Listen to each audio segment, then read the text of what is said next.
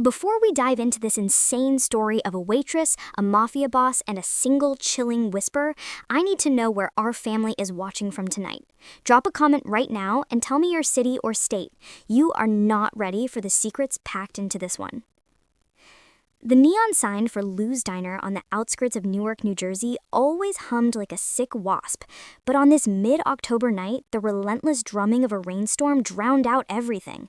Inside, Aisha Johnson, a woman with eyes fixed firmly on her future, wiped down the counter for the 11th time. Her mind was on the tuition bill for her night courses at Rutgers. Waitressing was just a means to an end. The forced smile, the constant hustle to keep the wolves from the door. Routine was the only thing that kept her sane. She was tired, the kind of bone-deep fatigue that made the polished chrome of the counter look like a shimmering illusion. The scent of stale coffee and industrial cleaning fluid was the sharp, metallic perfume of her hustle.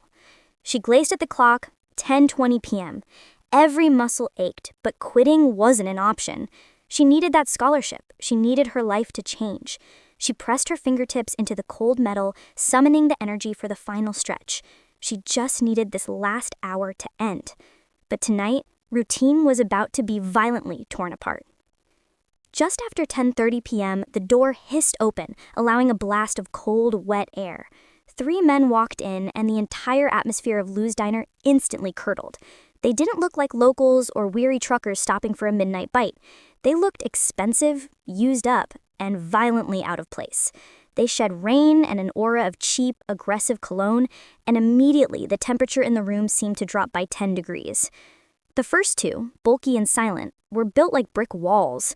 They took a booth near the back, moving with an unnatural quiet. Their expensive coats were worn, their shoes scuffed, and their eyes were flat, sweeping the room with a practiced predatory paranoia. They weren't relaxing. They were casing a target. They were on duty. The third man, mid-50s, with a neatly trimmed silver beard, sat directly at the counter, a few stools down from where Aisha was wiping. He ordered black coffee and 2 slices of apple pie, an unusually large and casual order given his intense, nervous energy. Aisha felt her neck hairs prickle. This wasn't normal. The men in the back booth were too quiet. The man at the counter was too still. This was theater, but it was a theater of violence preparing to open its curtains. They were watching, waiting, and their presence alone felt like a weight settling over the diner. She looked at the silver-bearded man, trying to ignore the instinct that screamed at her to flee. It was the last moment of peace she would know for a very long time. The palpable tension they brought was thick enough to chew. She braced herself knowing her best defense was always to appear perfectly invisible. As Aisha set the black coffee down, she noticed the man's hands. His name, she would soon learn, was Marcus, and his hands told a story his face carefully hid. He wore a heavy, tasteful gold watch, the kind you'd see at a high-stakes auction near Wall Street, but his left hand was wrapped, almost entirely covered, with thick, flesh-colored athletic tape. It was the kind used by athletes for torn tendons or sprained wrists. It wasn't the injury itself that bothered her. It was the professionalism of the wrap. It was neat, tight, and meticulously applied, suggesting either a high-end physical therapist or, more disturbingly, someone trained in tactical emergency medicine. This wasn't a clumsy fall. This was a serious injury, carefully managed by a man preparing to rely on his hands very soon. Why is a man with a professional injury sitting in a dive diner at this hour preparing for a fight? The question screamed in Aisha's mind, building specific, chilling dread. She forced a tight, waitress-grade smile, pushing her fear down. "Rough night, sir?" she asked, her voice low and friendly, trying to gauge his reaction.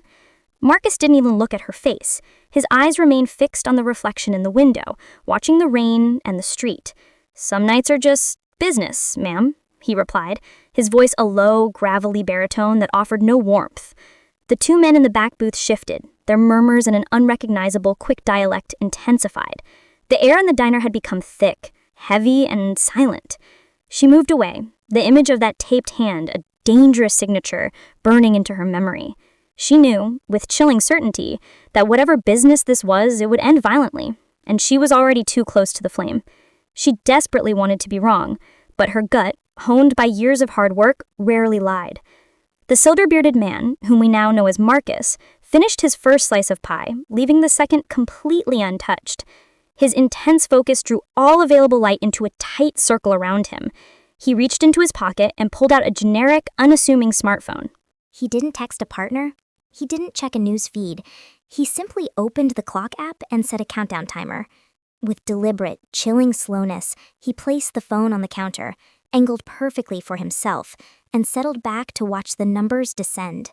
The time displayed in stark red digits, 000540. The sight of the glowing timer was instantly terrifying. It wasn't a distraction, it was a deadline. A clear, visible, and terrifying deadline. Aisha felt a cold, paralyzing dread. The clock was counting down to violence, and she was trapped in the center of the kill zone. The silence in the diner was now a deafening pressure cooker.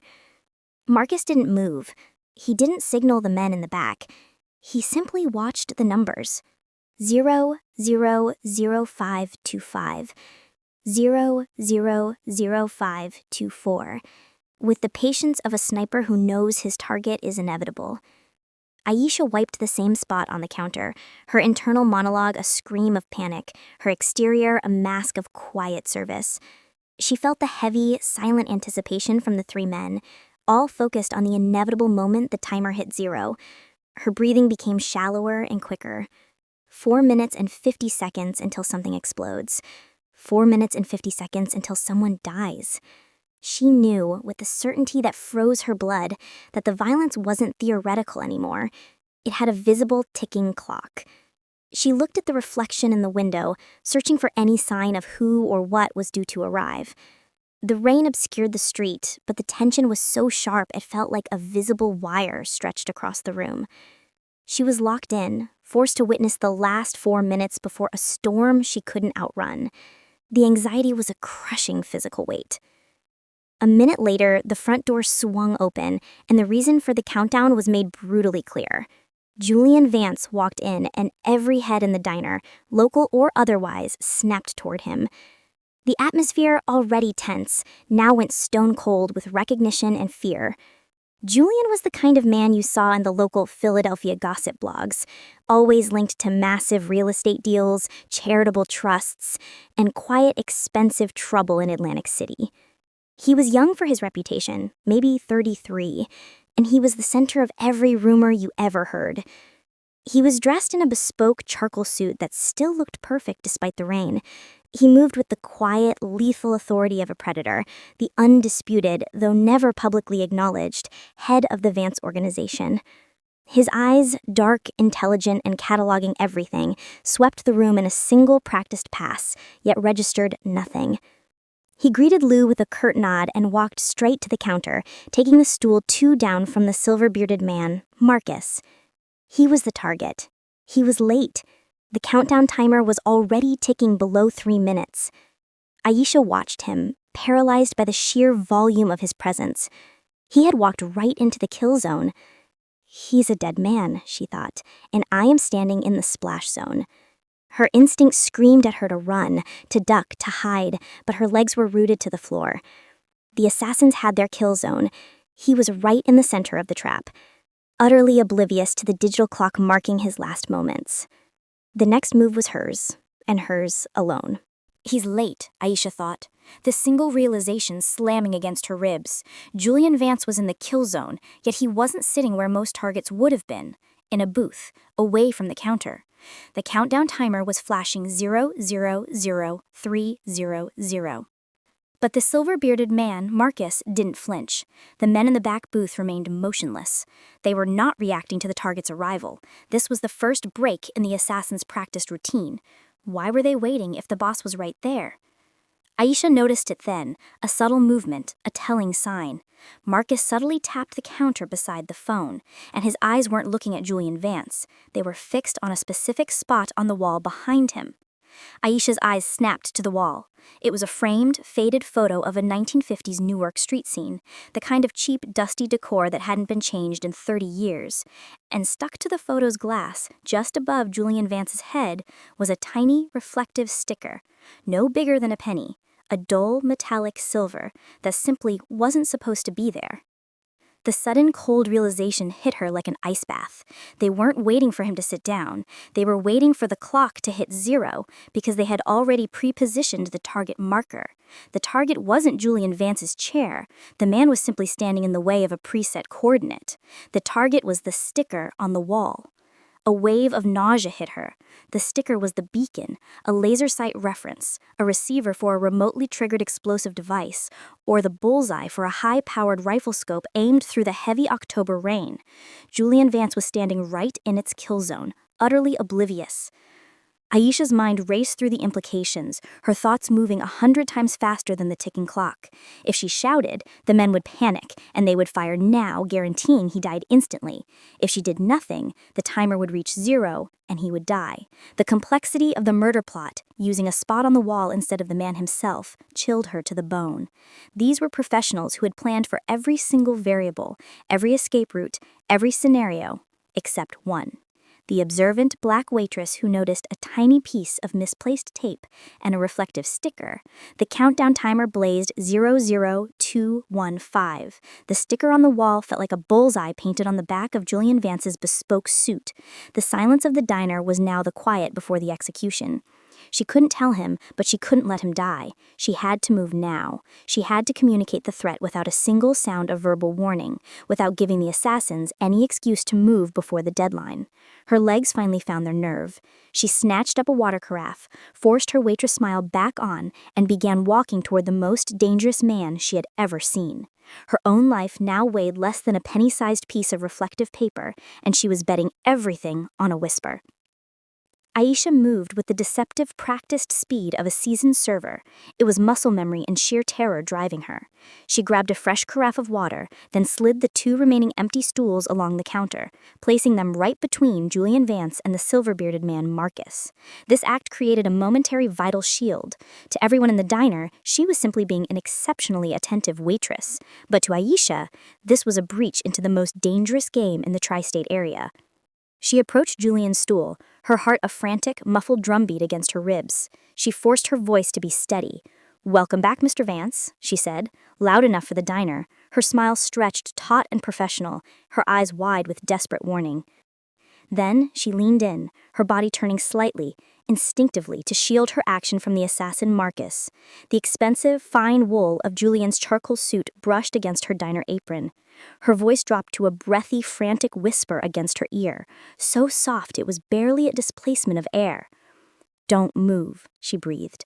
The words were a command, an urgent plea, and a secret all at once. She felt the rough, luxurious texture of his suit against her cheek. "Do not move. There is a marker on the wall behind you. They're not targeting your chair. They're targeting that spot. The timer is ticking." She backed away, forcing her hand to steady as she poured water into his glass with an exaggerated, shaking care that completely disguised the tremor in her hand. The water level rose slowly, agonizingly. Julian didn't flinch. His hand resting on the counter remained absolutely still. His eyes, the color of burnt whiskey and twice as intense, held hers for a microsecond, a silent, searing, intense communication. In that instant, Aisha saw past the hardened, notorious mafia boss. She saw the sudden raw intelligence of a man who understood a death sentence had just been whispered into his ear by a complete stranger. He didn't question her. He didn't doubt her. He believed her instantly. That quick, quiet belief was more terrifying than his arrogance. He simply nodded, once, a movement so slight it was almost invisible. His jaw tightened imperceptibly, but his expression otherwise remained perfectly pleasant, the mask of the smooth-talking kingpin never cracking, as if she'd just told him about the daily special. The intimacy of the shared life-and-death secret was overwhelming. She had just placed both their lives into his next movement. The water carafe clinked softly as she set it down. Now it was up to Julian Vance to move out of the way of the inevitable. Julian Vance acknowledged the whispered warning with a minuscule nod. His jaw was locked, but otherwise his face remained a mask of arrogant calm. He reached into the inner pocket of his suit and pulled out a thick wad of cash that looked like a month's wages.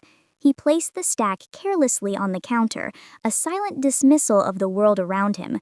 "Keep the change, sweetheart," he said, his voice smooth and utterly devoid of panic, a sound that cut through the diner's tension. Then he executed the perfect life-saving deception.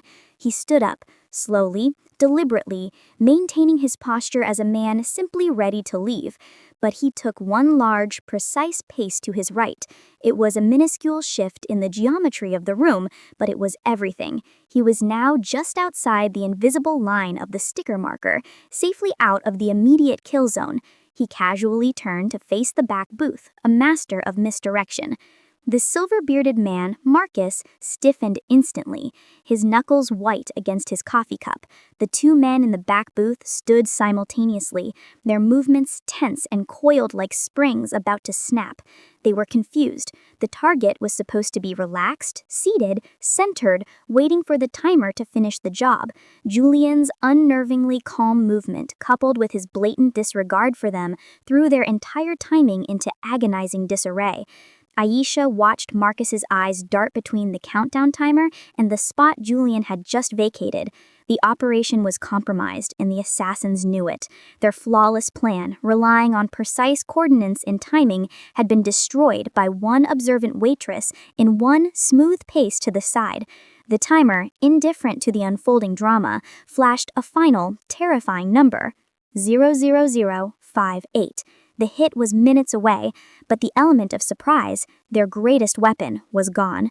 Julian Vance had just survived his execution by moving less than 3 feet, and the killers had absolutely no idea what to do next.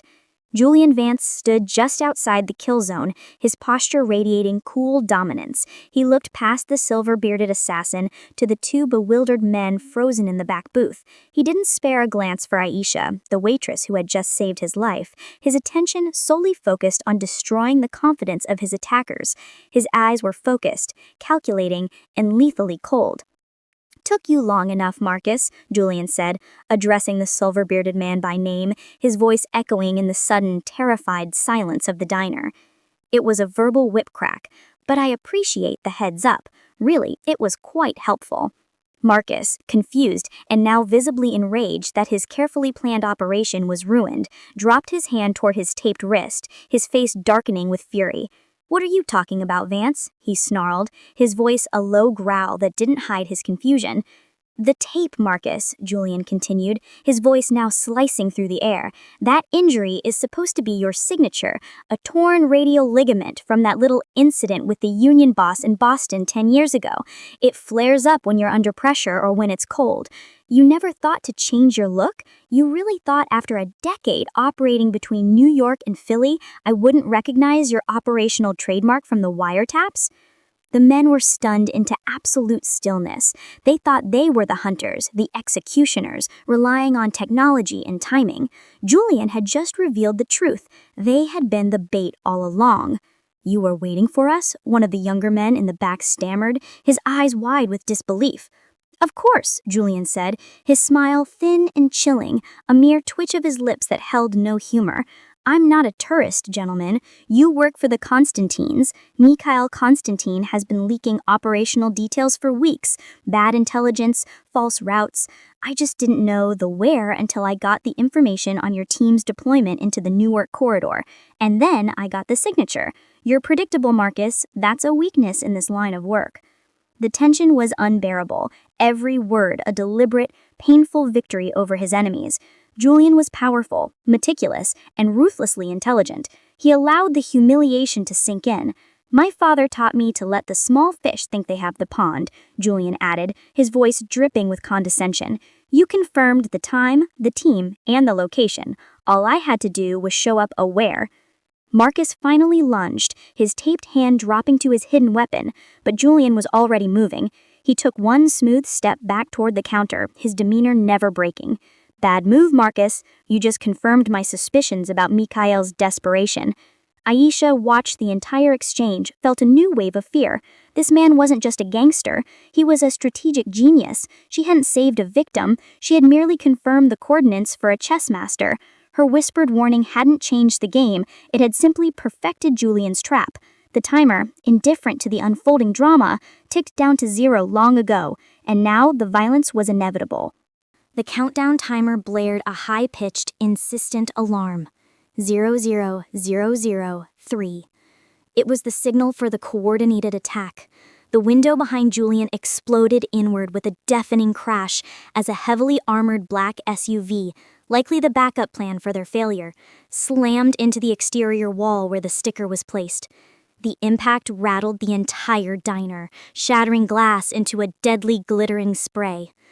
Gunfire immediately erupted from the back booth, a frantic burst of suppressed sound as the cornered assassins, Marcus and his men, decided to go out fighting. Julian Vance didn't flinch, didn't duck. He reacted with the instinct of a man living constantly on the edge of a blade. He grabbed Aisha's arm over the counter, his grip like steel, yanking her with brutal force out of the direct line of fire. The coffee cups, water carafe, and scattered cash went flying. "Your shift is over, sweetheart," he roared above the chaos. The volume of the gunfire made his voice sound distant, yet the command was absolute. He pulled her down, seeking the relative protection of the thick steel counter. As he forced her down, his attention snapped to her face, inches from his own. The cold calculation that had defined him moments before was gone. It was replaced by something profound, complex, and intensely personal. It was recognition. "You're lose, girl," he stated, a chilling confirmation rather than a question, his eyes fixed on her. He pushed her further behind the protection of the thick counter. "It's true what they say about the eyes, isn't it?" Julian's intense gaze bored into her. "You have your mother's eyes, Aisha." A flicker of raw, blinding panic crossed Aisha's face. It wasn't about the assassins or the bullets tearing through the drywall. It was about Julian's insight. How did he know her mother? How did he know about her eyes? She opened her mouth to deny it, to scream that he was wrong, that he was delusional. But Julian's next words destroyed her entire reality, replacing her quiet, hard-earned life with inescapable legacy. "Tell me," he said, his voice dropping to an intimate, devastating rumble amidst the cacophony of shattering wood and ongoing gunfire. "Does your mother, Cassandra, ever talk about my father, old man Leo Vance?" The silence that followed this question, even with the continued gunfire, was absolute for Aisha. Leo Vance? Her father was a name her mother had always refused to speak. A ghost. Julian saw the answer in her shock. "No. Maybe you should ask her about the summer she spent away from home in Charleston 25 years ago, the year before you were born." Aisha was paralyzed. Her mother had secrets. Julian knew them. The mafia war Julian was fighting was not just about territory, it was about his family. And Aisha was a living secret, the daughter of his own dead father, an unexpected pawn in the Vance family legacy. Her entire life had been a lie, a careful construction built to hide her parentage. She had just saved the life of her half-brother's worst enemy, or perhaps, depending on which side Julian was really on, her half-brother himself. "We don't have time," Julian muttered, his voice tightening, pulling her toward the kitchen doors. "They'll be through the diner in 60 seconds. You just saved my life, Aisha, but you revealed a secret your mother worked 2 decades to bury. Welcome to the family business." "Kitchen," Julian yelled, grabbing Aisha's arm again. His grip was firm, a clear command, but meticulously controlled, never quite painful. He pulled her through the swinging doors, shielding her body with his own, as a new barrage of gunfire erupted behind them, tearing through the flimsy dining area walls. The chaos of the dining room was instantly replaced by the terrifying disorder of the kitchen. They scrambled past abandoned pots and sputtering ovens. The kitchen staff, terrified and smart, had already fled down the back door, leaving boiling water and grease smoking on the range. Julian moved with the predatory efficiency of a man entirely comfortable with violence, his suit now flecked with rain and plaster dust. He was a force of nature, decisive and relentless, leading her past industrial stainless steel freezers toward an unmarked emergency exit she didn't even know existed. His phone was already in his hand, materialized seemingly from nowhere. Back entrance compromised, extraction route Bravo, get security to the garage, now. He spoke rapidly into the receiver, his tactical mind already 10 steps ahead of the assassins and the police sirens, now wailing and growing louder in the distant Newark streets. He didn't ask her if she was okay. He didn't apologize for the violence. He simply pulled her along, his strong, broad body a protective barrier between her and the sound of shattering glass and heavy ordnance. Aisha stumbled once over a discarded mop bucket. The sudden, sharp reality of the situation, the death, the gunfire, the earth-shattering revelation about her Leo Van's parentage hitting her in a paralyzing wave of shock. She felt the metallic tang of fear and adrenaline on her tongue. He never broke stride, simply tightening his grip and forcing her onward. They burst through the final unmarked steel door, slamming it shut behind them, stepping from the metallic heat of the kitchen into the cold, wet air of a service alley. The diner was already dissolving into a crime scene behind them. 20 minutes and a dozen back alleys later, they arrived at a nondescript apartment building in a quiet tri-state area suburb. Julian had driven with a focused speed that barely acknowledged traffic, navigating streets only a local operative would know. They pulled into a private entry. Julian's men were already there, silent and efficient, securing the perimeter with unnerving professionalism.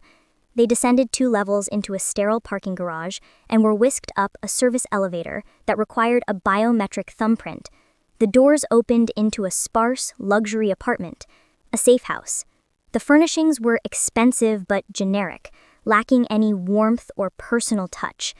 A place designed to disappear into. Aisha stood frozen, the reality of the past hour finally crashing down. Her whole life was now reduced to the coffee-stained apron she still wore. Julian handed her a bottle of water and a burner phone. "Drink," he commanded, his voice softer than before, though no less demanding. He moved through the space with authority, checking the security panel by the reinforced door. The red lights turned green, and a series of heavy mechanical clicks signaled they were locked in. "My sister," Aisha finally managed, her voice shaking violently. "I need to warn her. If they know about me, they might—" Julian was already dialing, his expression grim. "Marcus," he said curtly into the phone, addressing a man who had materialized silently in the foyer. "Get a unit on Cassandra Johnson's daughter. Discreet but thorough. She's protected. No contact." He ended the call, his eyes snapping back to Aisha, intense and measuring. "You just bought a ticket to my world, Aisha," he stated the cold, uncompromising fact without emotion. "Witnesses don't last long in the Constantine's world. You stepped between them and their target. They'll assume you're under my immediate protection, which means they will absolutely try to use you to get to me. They see you as an asset now, or a weakness." His honesty was brutal, but utterly necessary. Aisha stared at him, the coffee-stained apron she still wore forgotten in her hand. Her whole life as a student, a waitress, an independent woman was gone. Julian's gaze intensified. "You can't go back to the diner. You can't go to the police. Your life as a waitress is over."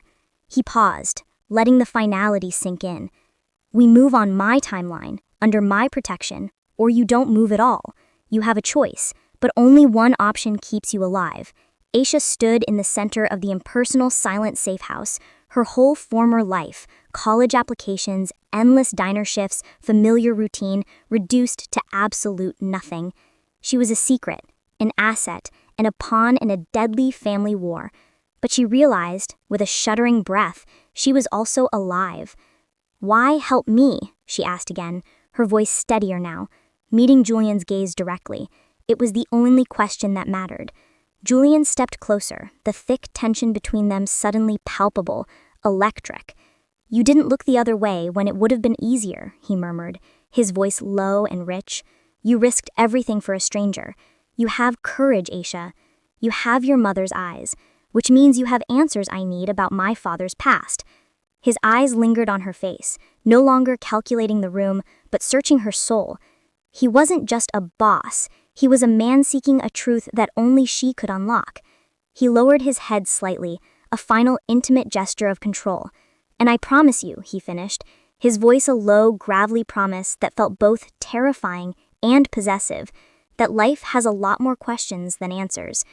Aisha knew with gut-wrenching certainty she could never go back. She was now part of the Vance organization's dark legacy, bound to the mafia boss by a whispered warning and a dangerous, undeniable secret. And that's where we leave them. Aisha's shift is over, and her life has just begun. To see the next chapter in her story, to find out what Julian demands of her, and whether their dangerous chemistry ignites, you need to do 3 things. Hit the like button if this story had your heart racing. Subscribe right now and hit the bell so you don't miss the next devastating installment. Share this video with one person who loves a good mafia romance story. And finally, if you haven't already, comment below and tell us what city or state you're watching from.